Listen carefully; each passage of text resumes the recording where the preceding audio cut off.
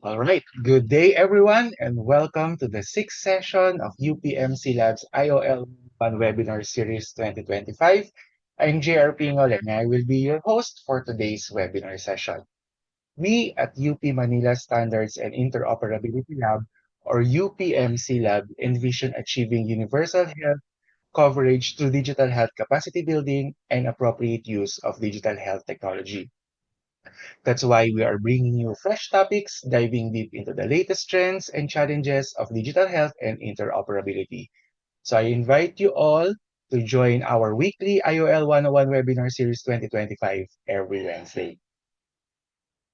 In our previous session, we conducted an important webinar led by Dr. Alvin Marcelo, highlighting the significance of cybersecurity for healthcare practitioners. We gained valuable insights into protecting patient data, understanding common cybersecurity threats like phishing and ransomware, and recognizing risks in healthcare settings. We covered best practices for password management, data security, and incident response while providing resources for continuous learning and compliance. This morning, I am delighted to welcome you to this engaging webinar entitled Cybersecurity for Healthcare in the Age of AI or Artificial Intelligence. Cybersecurity is crucial in our connected world as we continue using advanced technologies like artificial intelligence in our daily lives and businesses. We encounter new complicated challenges that require creative solutions. Artificial intelligence or AI has made big improvements in many areas like healthcare, finance, manufacturing, and marketing.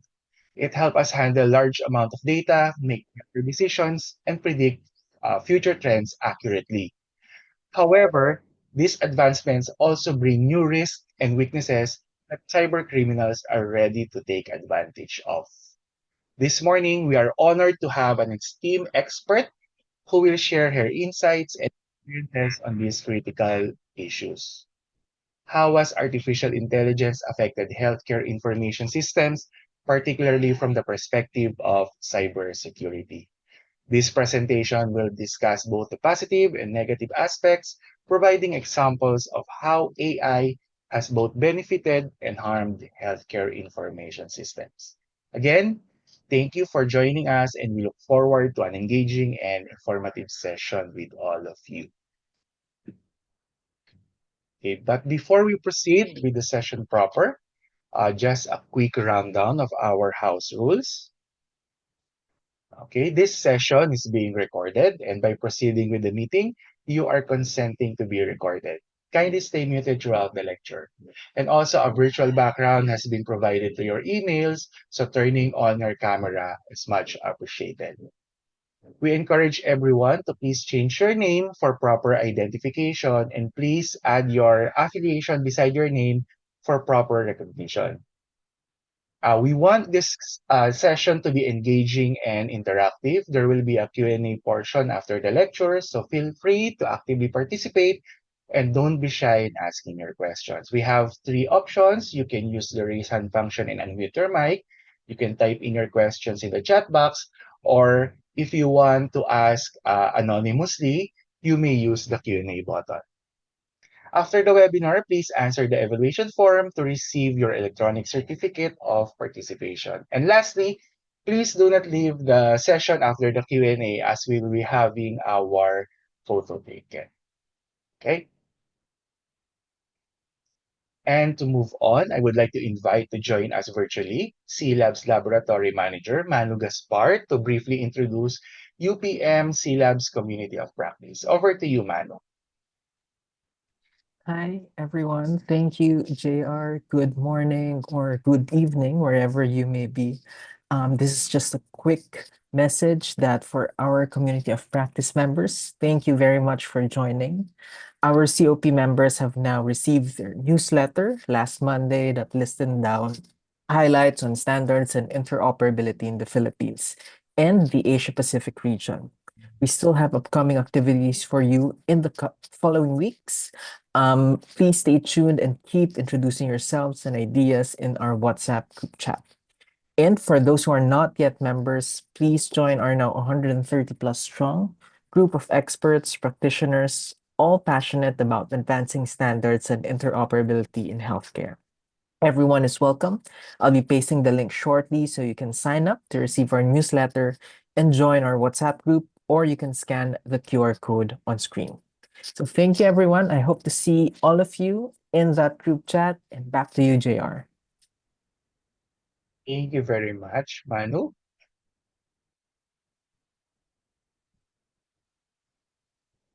And so for today's agenda, may I introduce our speaker for this session of IOL 101. I am excited to welcome our special speaker to today's webinar. She is a respected professor in the Computer Science Department at the University of the Philippines, Diliman, where she also leads the Computer Security Group. She has a solid academic background, holding a PhD in computer science and being a member of the Computer Security Group at Cambridge University. Additionally, she has a master's degree in information security from Royal Holloway University of London. Her expertise in computer security makes her a valuable resource, and we look forward to her insights into the latest developments in this critical area. Now, without further ado, to present us the cybersecurity for healthcare in the age of AI or artificial intelligence, let us virtually welcome Professor Susan Pancho Festin. Over to you, Professor Susan. Thank you, JR. Good morning, everyone. So before I start, I just wanted to check if you can all hear my audio. Yes, And Prof. thank you, JR. And I'll also be sharing my presentation.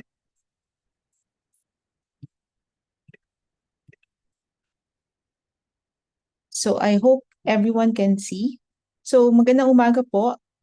Good morning. I'm Susan Pancho Festin, as JR has mentioned. Prof. I'm part of the Computer Security Group, and I'm also a faculty member at the Department of Computer Science at the College of Engineering in UP Diliman.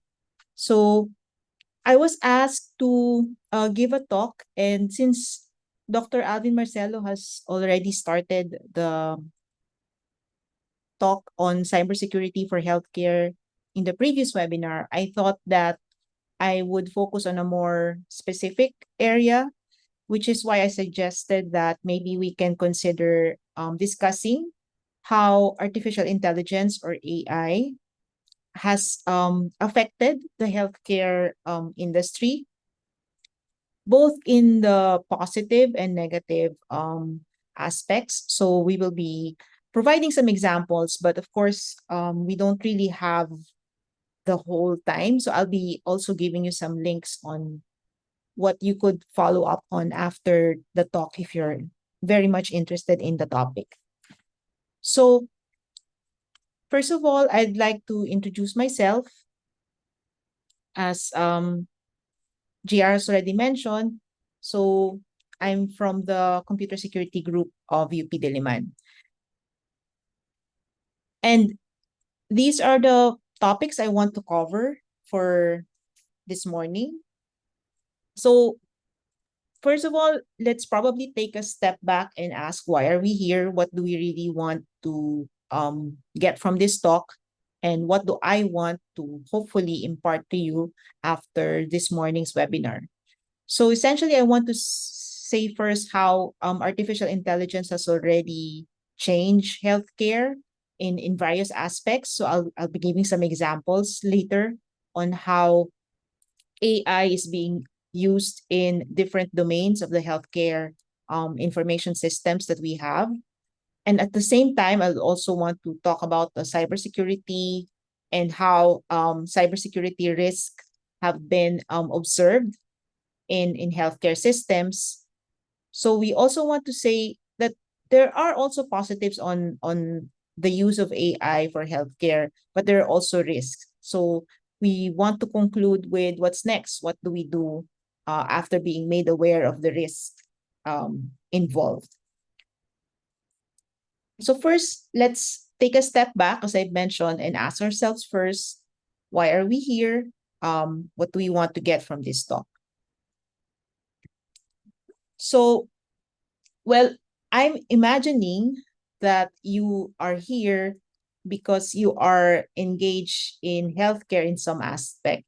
So either you are practitioners, so you are medical professionals who are curious about what AI will do to your specific functions as practitioners in the healthcare domain, or you might be researchers who are involved in health-related research. So you also are curious about how AI may be leveraged to optimize or even improve your research. Or you might be managers, health managers in hospitals or clinics, and you might be wondering how AI is being used already for tasks that involve your domain.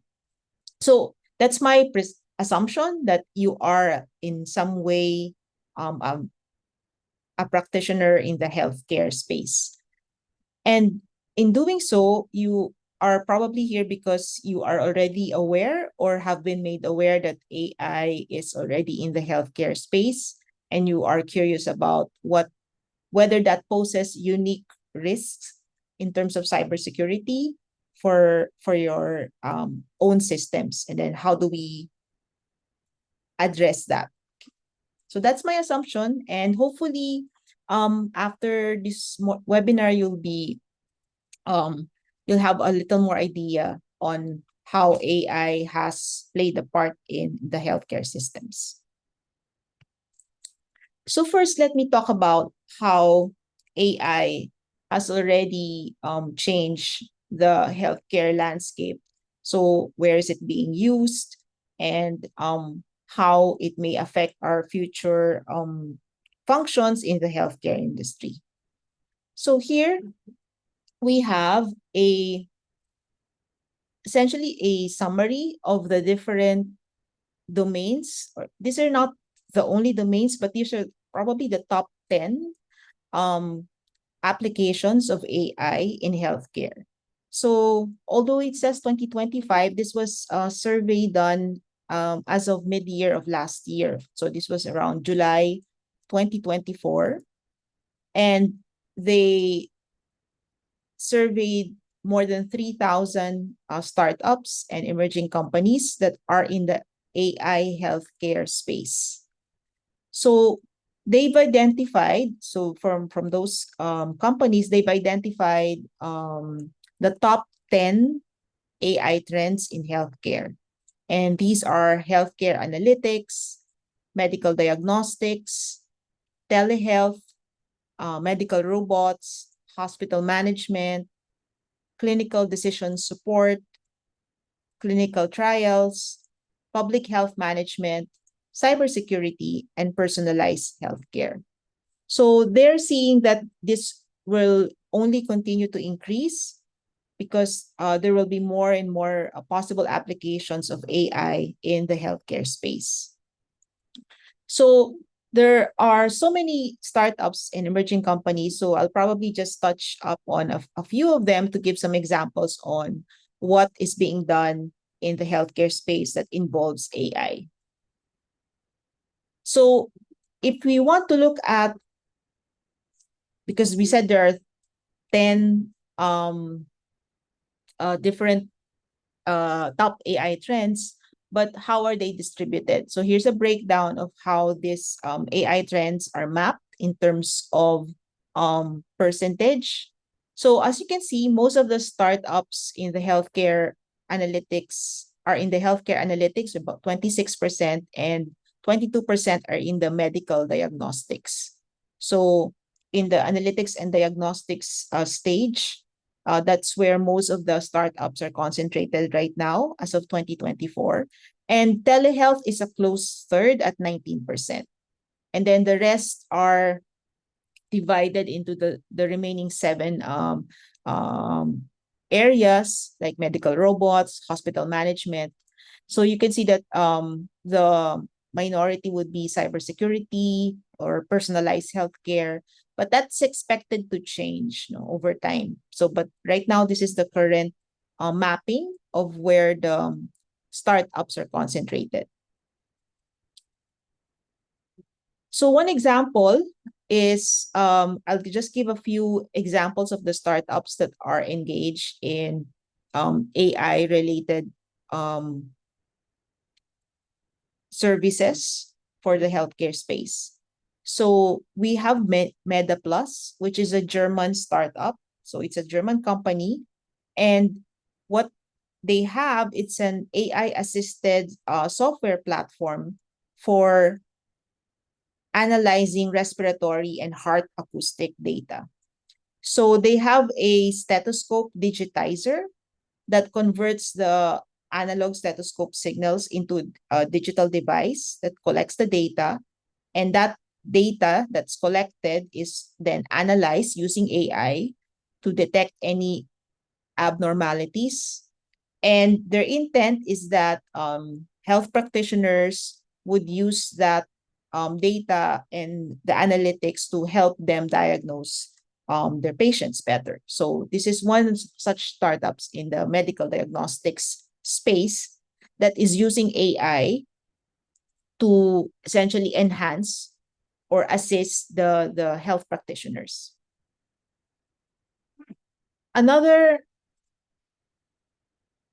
AI startup in the healthcare space is this Australian company called Smilo. So this Australian company is essentially involved in the teledentistry space. So it's a telemedicine specifically for dentists. So this provides virtual consultations for dentists. It uses smartphones and AI to help remote diagnosis of oral health issues so that you could consult even if you're not necessarily face to face with your doctor. So hopefully their hope is that they could enable early intervention for oral health problems. Another German company, this is now in the more of the minority space. This is in the security space for healthcare. So there's a German startup called ZetaX, which they essentially leverage encryption technology, and they also established a medical network hub with the intent of increasing patient data privacy. So they essentially are securing healthcare data records. So they have their own healthcare data records they called XHR, and they apply several encryption layers on their electronic records using something called homomorphic encryption with the intent of enhancing security. And then they've also built an app for healthcare providers and patients so that they could make the patient records more portable, so that it would increase the accessibility of the patient records, allowing the healthcare practitioners to access their patients' records remotely and hopefully in a secure fashion. Now, this is from outside of the Philippines, but within the Philippines, there are also reports of research projects that are funded by our DOST via its PCHRD arm. So in August of 2024, Dr. Jaime Montoya presented several AI-driven innovations that are being supported by the Department of Science and Technology that have some AI aspect related to healthcare. So one project is called the AINA, the Artificial Intelligence Nutrition Assistant, which is developed by the DOST and FNRI under Ms. Marilu Madrid. So this project is intended to develop an automated food recognition and dietary assessment so that it would help you plan your eating, your meals, etc. So that with the intent of being more aware of the nutritional value of your meals. Another project is called Utak AI, and this is led by Dr. Michael T. from UP Manila, with collaboration with Taiwan. So the intent there is to use AI-assisted imaging techniques in detecting and analyzing brain tumors. So, of course, the intent is that you want to achieve higher accuracy in tumor identification to help earlier diagnosis, and more timely treatment. So that's another AI project that's being supported by the DOST PCHRD.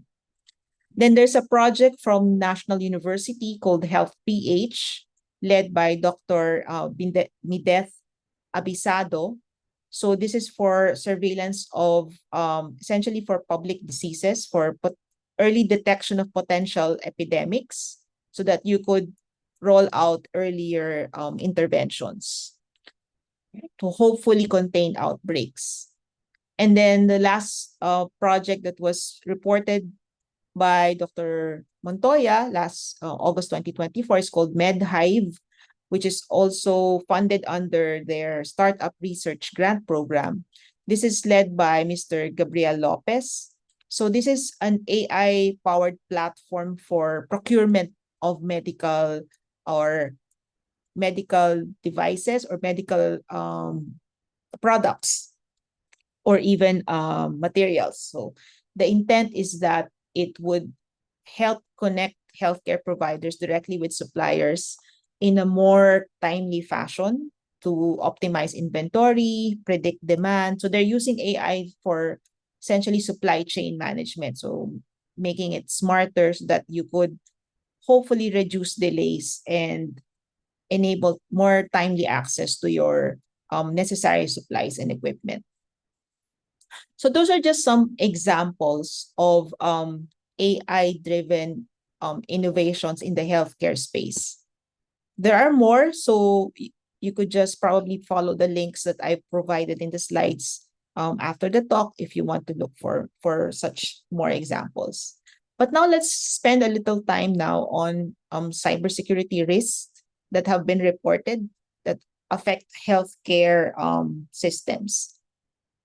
These are the 6 common types of identified security breaches in healthcare. Maybe Dr. Marcelo has already touched on this in his previous talk. And what you would see is that these are already existing even without artificial intelligence involved. So with or without AI, we have been increasingly using technology in the healthcare space. So even without AI, there are already cybersecurity threats such as phishing, malware, ransomware, patient data theft, insider threats, or even hacked devices.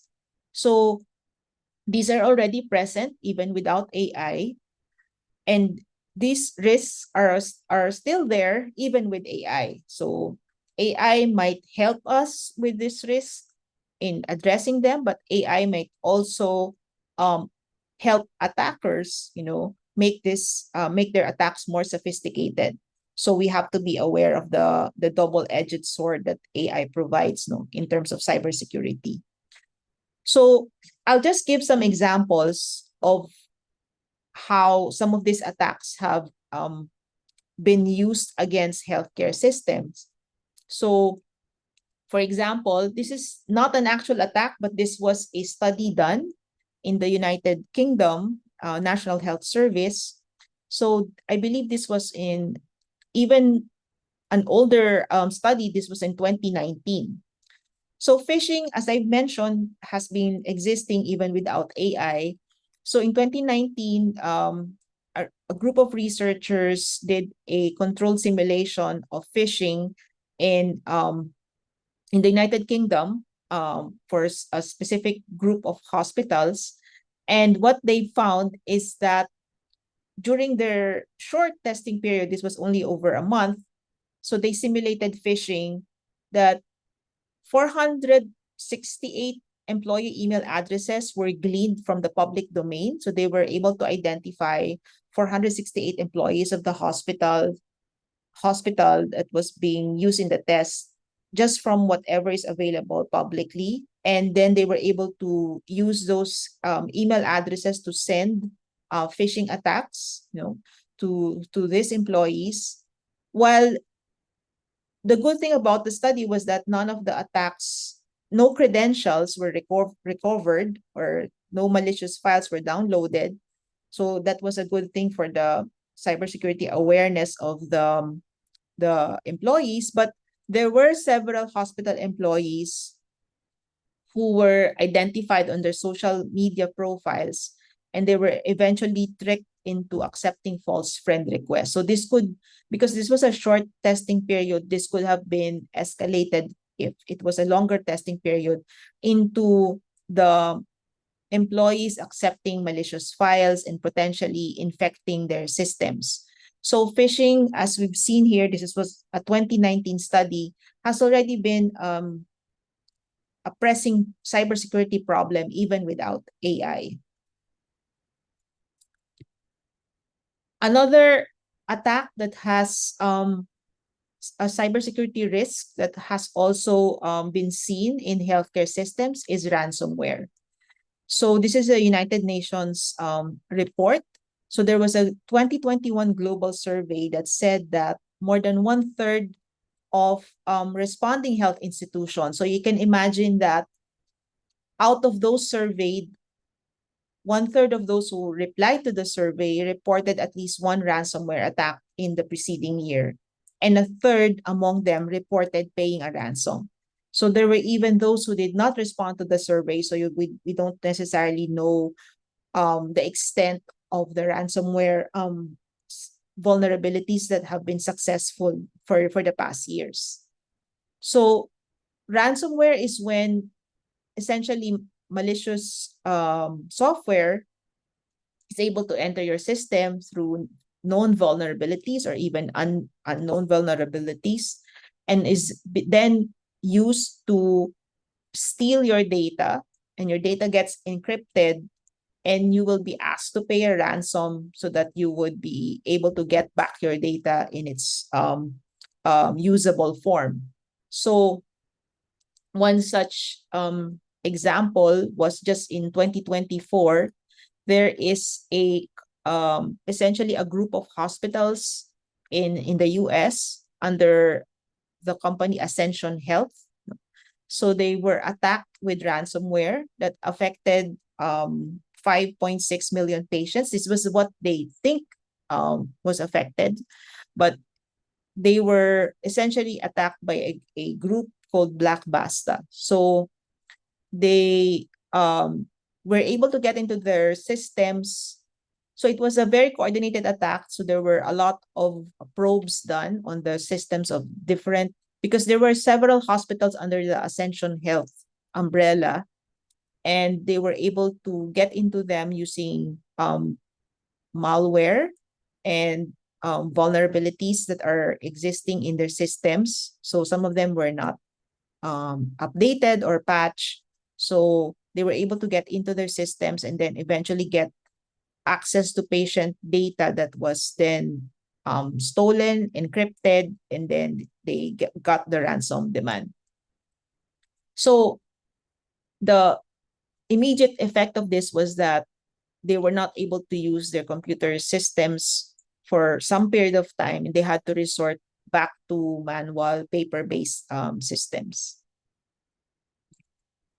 So we can see that there's an increasing trend in healthcare data breaches. So the private data records of our patients are being leaked. So since 2009 to 2023, we have seen an increasing number of records that are being leaked. So those are the risks that we have seen, cybersecurity risks, that they're not necessarily because of AI, but essentially those are risks that exist in the AI space. Now, AI has a lot of advantages that could be used to benefit healthcare. So it could help improve essentially research, because, for example, in medical diagnostics, it could help in the detection of tumors, as we've seen in the project that we've discussed earlier, we mentioned earlier. We could also use AI for training, so simulation for our students in the healthcare courses. It could help us keep track of our health, personal health. For example, the project that was mentioned earlier could help us keep track of what we're eating, if we're maintaining a healthy diet, could help in early detection. It could help in aiding our healthcare professionals in diagnosis, in decision making, and even treatment. So there are a lot of benefits in using as AI, artificial intelligence, in healthcare. But there are also risks that might be more made sophisticated because of AI. And I'll just touch upon some of them. Essentially, what AI can do is that it could also optimize cyber attack. So we're aware of tools like ChatGPT that could already do code, Copilot. They could already help code. So that could be used for good, but that can also be used for malicious intent.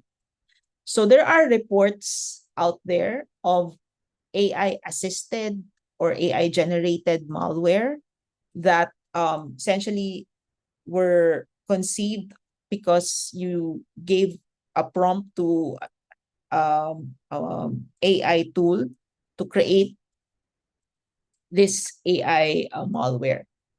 And there's also risk with AI linked devices. So there's physical safety risk as well. So if you have medical devices that are controlled to some degree with artificial intelligence, then there's also a possibility that there are risks involved if the AI makes a wrong prediction or essentially is hacked, and that leads to the device not working as intended. Then there are also AI privacy risks. For some years back, there was a leak from the ChatGPT prompts of users were accidentally leaked and made visible to other users. So if you use ChatGPT, you give it a prompt and ask ChatGPT to generate something for you. And from some years back, there was an instance wherein you could view the prompts that were done by other users. So it's supposed to be the expectation is that your prompts are private to you.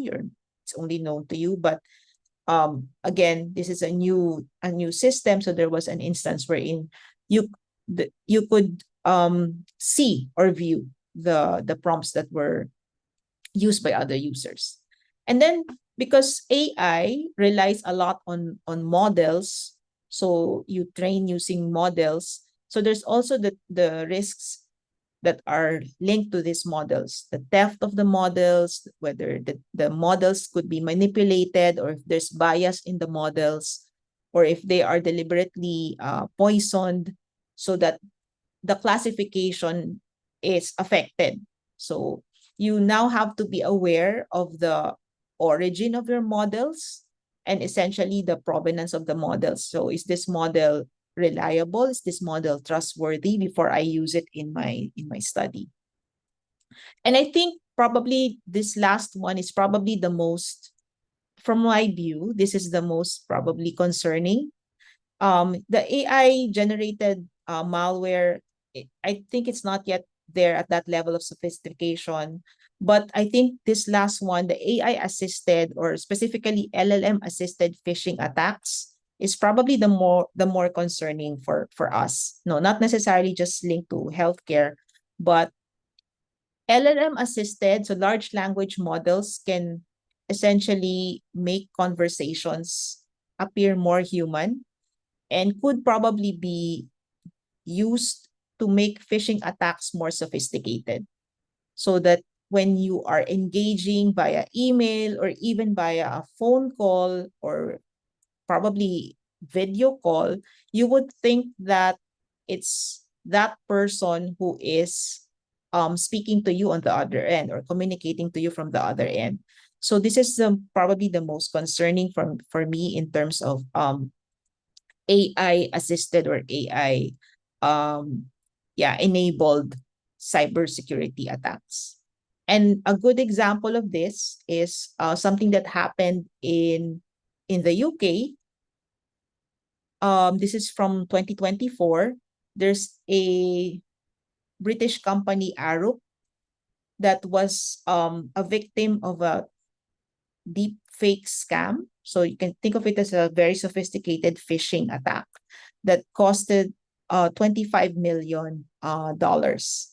So this Arup is a British design and engineering company.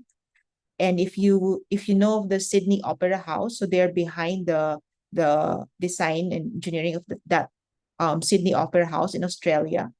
So they were targeted and of a successful deepfake scam that led to one of its Hong Kong employees. So because they're a very large company, they have offices worldwide. So one of their employees in Hong Kong paid out $25 million dollars to the scammers, on the fraudsters. So they did not reveal the details of the scam during that time. So, but what was known was that the scammers used fake voices and images. So there was like a communication made to the Hong Kong office that the employee thought was an authorization to pay out that sum of money.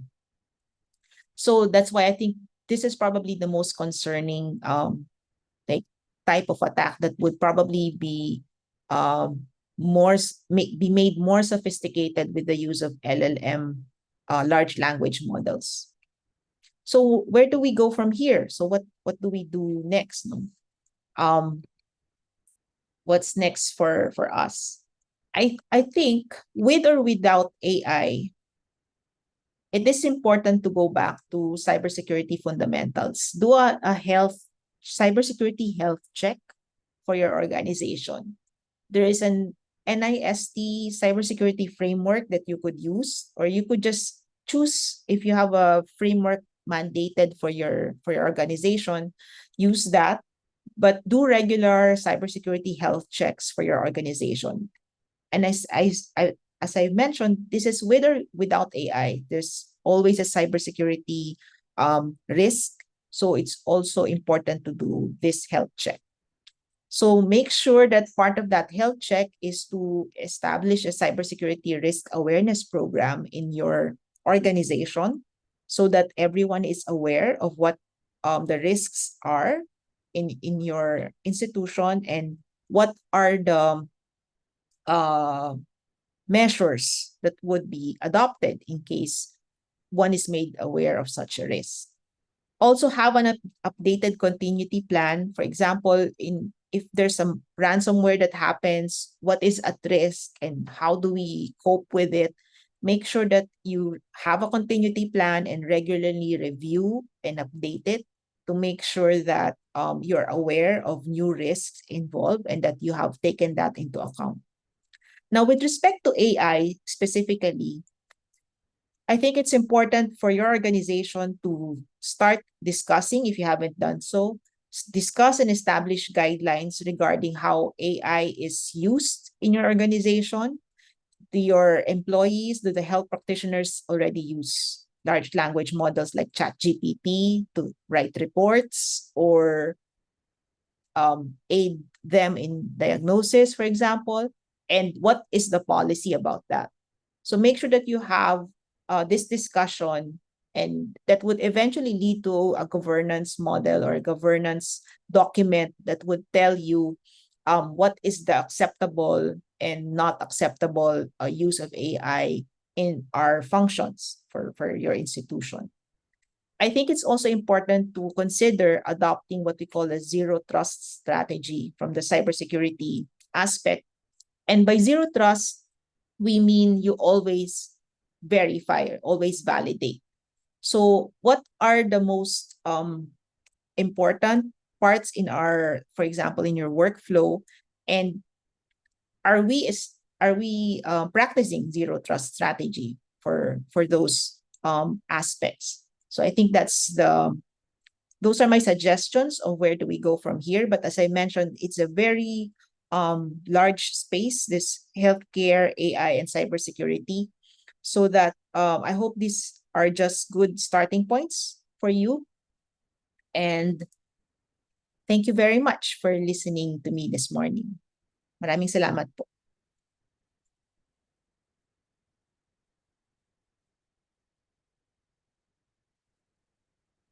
I think we can have questions, no, JR? Thank you so much, Professor Susan. We enjoyed your informative lecture.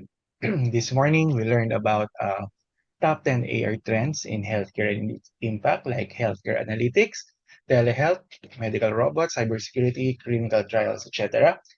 Some advantages provided by AI in healthcare, types of security breaches in healthcare, cybersecurity risk with AI like cyber attack, automation, automated malware, AI privacy risk, and AI-assisted phishing attacks, and others. And also, the most important, some security health check measures that Prof. Susan suggested. All right. So now I'd like to invite the participants to share their thoughts. We are now opening the floor for question and answer. Again, we have three options. You may use the raise hand function and unmute your mic. You can type in your question in the chat box, or if you want to ask anonymously, you can use the Q&A button. Okay. I think there's a chat here. Okay, Prof, we have a message here in the chat box. I will read it for you from Dr. Thomas Reyes. Okay, what are the best practices to integrate in strengthening cybersecurity with AI, especially with agentic AI, with the latest function calling tools, especially those in giving full desktop control or CLI commands? Should AI tools have more human in the loop features with regards to zero trust strategy? Yes, thank you. Thank you, Dr. Reyes, for the question. So the question was, are there best practices in integrating or strengthening cybersecurity with AI? My personal view is that, especially for the healthcare space, because humans are involved, right? We have patients involved. Here, I would be more comfortable with having always a human in the loop, and essentially identifying where in the loop the human would be. I believe, or my personal view is that there should be, whenever there's a decision that has to be made with respect to a patient, there has to be a human involved. So the AI might help in the analytics, but the decision always has to have a human in the loop. So that's my personal view.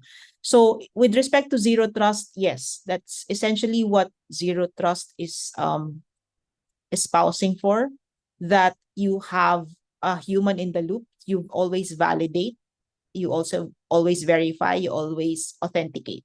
So for example, in the case of that British company that we mentioned, instead of just paying out the 25 million, although this was probably the employee thought that he or she was validating because of the voice call, right? But it was deep fake. So probably you could have a policy regarding that. There has to be, for example, I don't know, additional measures to validate. It's probably not enough to just rely on voice recognition anymore, because that could already be deep fake. So I hope that answers the question of Dr. Reyes. So yes, I believe in having a human in the loop at all times, and identifying at which points, so that we're really very specific. There's a Thank you so much, question Prof. by, There, someone is raising his hand, Dr. Marco Paulo Perpetua. Go ahead, Doc. okay, yes, Dr. Hello. Mark Petwa. Yes, sir. Hello, Doc. Okay, so with regards for, let's say, you're talking about fake generated phishing scams in LLM. So what if, since AIs are now very complicated in generating Mm. code attacks or phishing scams, what if fake claims generated from fake history from AI? So is there a possibility about this?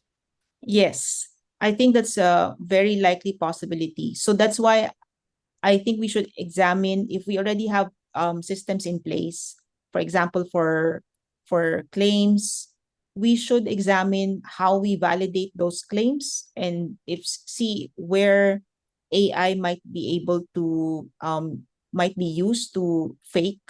So if you're relying, for example, on voice calls to authenticate, then maybe we have to re-examine that policy, just relying simply on voice calls. So yes, so to answer your question, yes, it's an increasing possibility that those can be deep faked, and we have to reassess our checks because of that. So I hope that answers the question.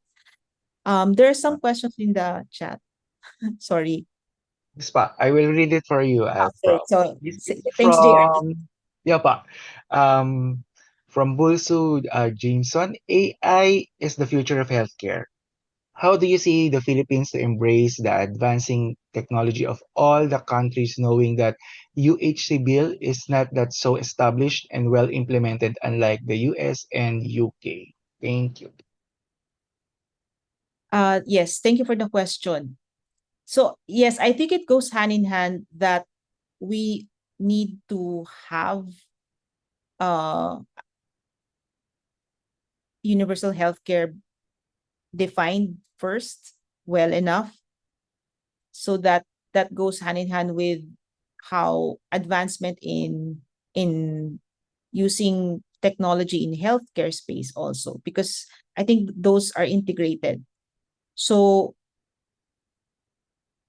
I'm not a legal practitioner, so I don't know how that advancement of the bill is, why what needs to be done to essentially facilitate that. But yes, I agree. We need to have the um patient rights and accessibility defined well enough so that we could also address how technology could be used essentially for healthcare, the healthcare space. Thank you, Prof. Prof, we have another question in the chat box from Sir Mark Jerome de Los Santos. Good morning, Prof. Susan. I would like to inquire if there are existing AI tools currently being utilized in nursing programs, particularly in classroom instructions and simulation laboratories. Additionally, if such tools are in use, would it be possible for our university to collaborate with UP to enhance the nursing program through the integration of AI tools and cybersecurity? That's it. Okay, thank you. To be honest, since I'm in computer science and not in healthcare, I'm not aware of how classroom instructions and laboratories in UP, College of Medicine, and in the nursing programs are done. So maybe if we have professors from UP Manila, they could chime in. But yes, in other universities, it's not just for nursing programs. Anything where you have simulations, you could use AI to augment your instruction, your classroom instruction, and your simulation. So I could imagine that you could use AI to simulate patient conversations, for example, and essentially also use it in laboratories.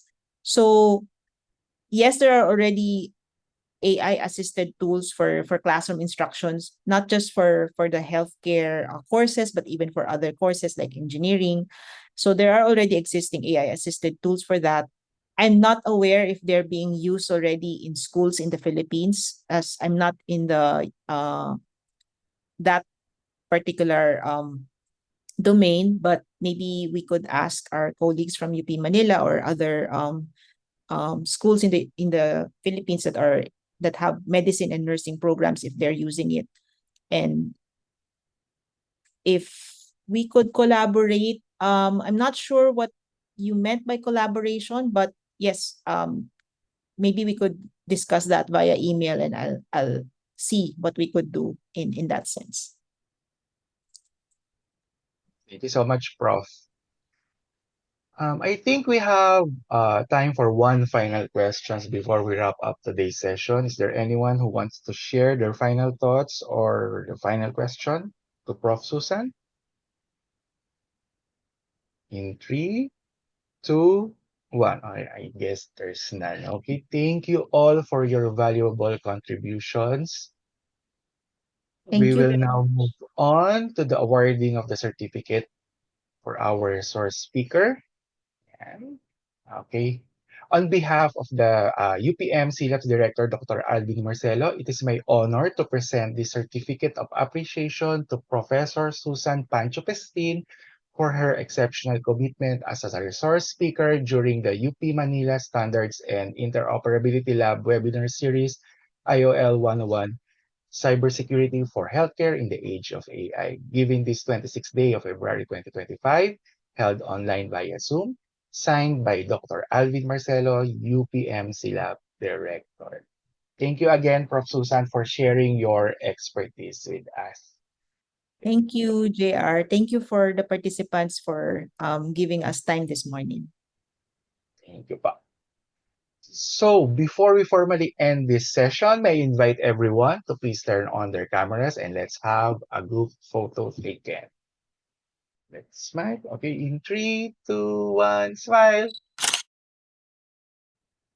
Okay, thank you all for joining us today and making this session a success. Remember, the conversation doesn't have to end here. Once again, I inviting everyone to join our IOL 101 webinar series 2025 scheduled every Wednesday. We will announce the next topic soon, so please follow our social media account and join the UPM CLAB community of practice for announcements and updates.